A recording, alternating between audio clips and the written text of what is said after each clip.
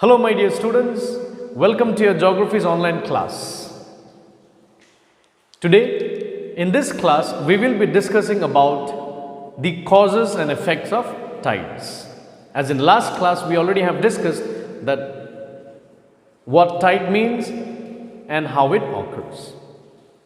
So today let us discuss in details about the tides. So as causes of the tide, we see in the first point that tides are mostly caused because of gravitational attraction or pull of the moon. As we all understand, as a celestial body, the objects, they have their own power to attract to what is we call gravitational attraction. And since the moon is very close to the earth, the gravity of the moon exerted over the earth's surface is maximum, and hence this gravity of the moon attracts the waters of the earth, resulting to the formation of tides.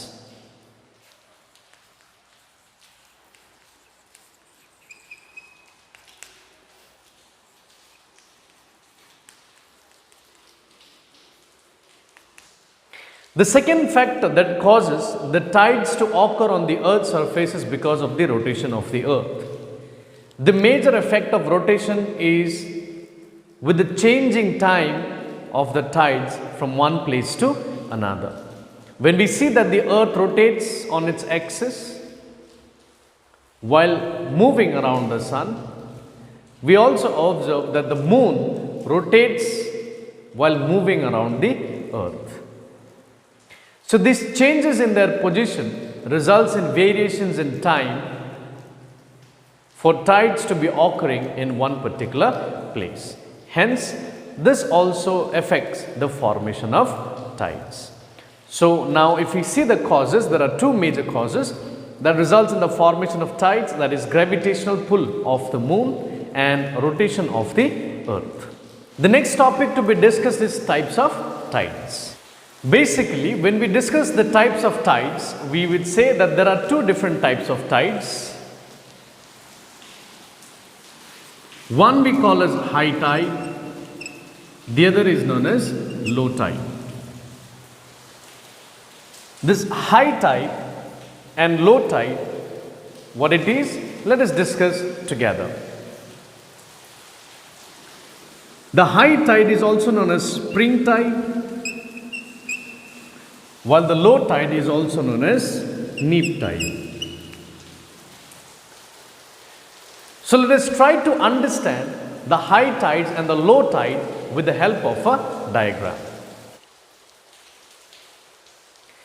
In this diagram, we see the three celestial objects: the earth, the moon and the sun. So here we see that the earth, the moon and the sun is in one straight line.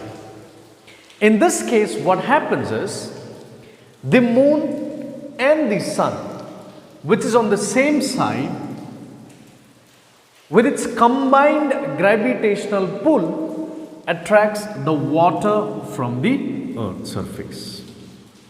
So if I say the point where this line collides is place A and this point is place B. So the combined action or the combined force of the moon and the sun attracts the water of the earth, and this results in swelling up of the water at point A. Point A, the water starts swelling up. So this swelling water is known as high tide. While exactly opposite to A is point B. Now since the maximum gravity is placed here, the opposite effect is seen in place B, and hence place B will also be experiencing high tide. While on the two other places, like place C and place D, here in this corner, since the water from these portions are being pulled away from each other, the water over the areas of C and D lowers down, and hence resulting to form low tides.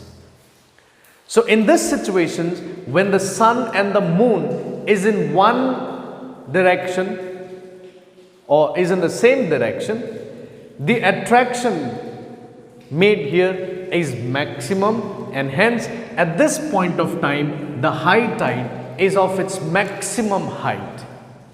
We call it high tides, and this is to what we call spring tide. The high tides. While at the same time during this position, with this position of the moon and the sun, the low tides formed here is of very low conditions, and hence this is known as neap tide.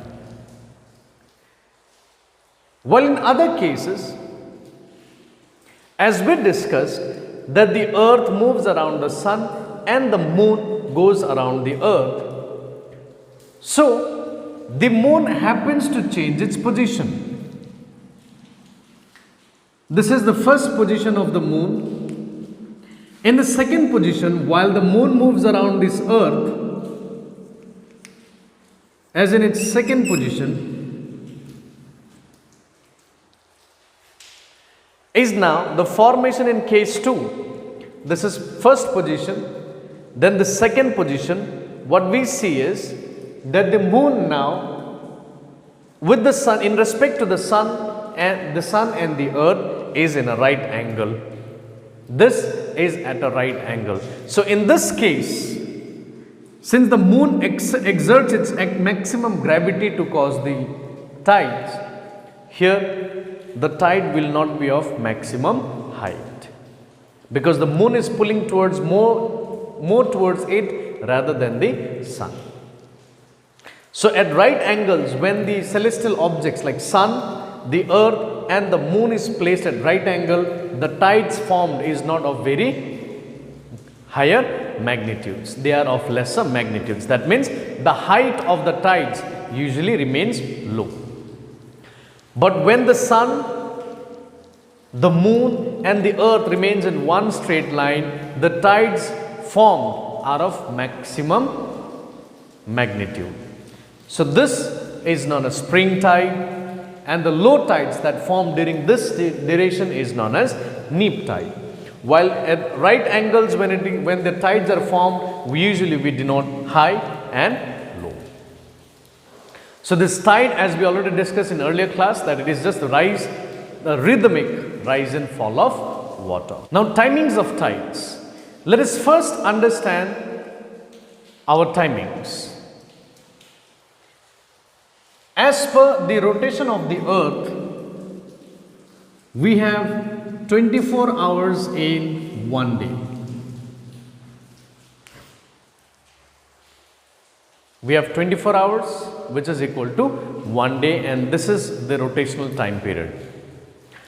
While the rotational time period of the moon is very much same or similar to as its revolutionary time. Usually, the moon takes almost 27 days to rotate in its axis and at the same time to move around the sun. Now, considering that timing of the moon, we see the moon now is overhead at position A, or you can say it is direct at point A. And point B is just opposite to point A.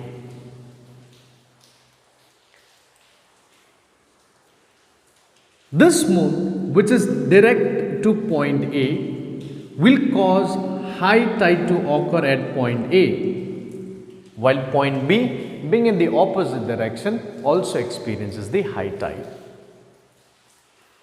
Now for this point B, the moon goes around the sun, it revolves around the sun.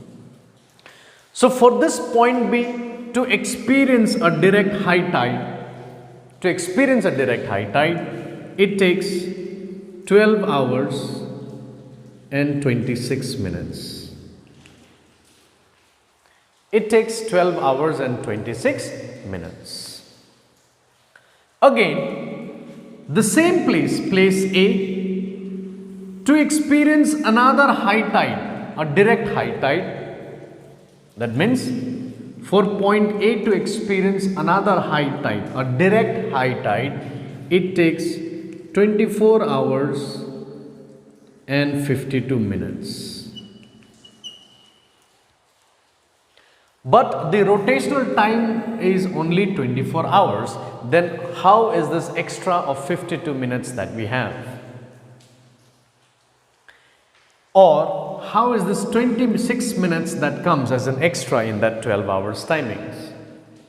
So what happens here is, as the moon rotates and revolves around the earth, at the same time the earth also moves around the sun. So this position of A, while it faces the sun, the moon also moves a little away.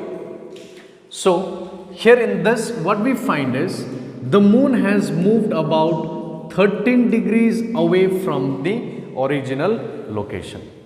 So that means when A again faces here, the moon seems to have moved another 13 degree away from its original position. So now as per the timings, we know that 1 degree is equal to 4 minutes in time difference. So 13 degree will be 4 into 13, that is 52 minutes in time. So hence, place A to again experience a direct high tide, it has to further move. This point has to come here. At this point, this is A dash. So this original A has to move until point A dash so that it faces the direct gravity of the moon. And by that time, the moon has moved already 13 degrees away from its original position. Hence, this 13 degree gives 52 minutes of extra time. But for this point A to come back to this place, it takes 24 hours because it's 1 day. But since it has moved 13 degree away the moon, hence an extra 52 minutes is required. The same happens with 12 hours of 26 minutes, that it has already moved 6.5 minutes away from its original position while coming to this point, an indirect tide to experience. So when we say that the time difference between two direct high tide in a place is 24 hours and 52 minutes, it is because of this. So this is all about the timings of the tide. And when we study tides, we always say that a place experiences two high tides in a day. One is a direct high tide, the other is indirect high tide. So when we discuss the effects of tides, there are various of those. But most important are the one that we see here, that tides helps removes debris from the seashore. It helps in harnessing energy as in form of tidal energy. It helps the ports, mostly in the colder areas, to remain free from freezing during the winter season by bringing warm waters. It also promotes fishing, as because it attracts lots of fishes to live in the shallow waters by bringing their foods. And then the next, though tides are effective in destructions of deltas, or in fact they do not help formation of deltas, but these tides, they help in the formation of flood plains. So this is all about the tides. Thank you class, and you all have a good day.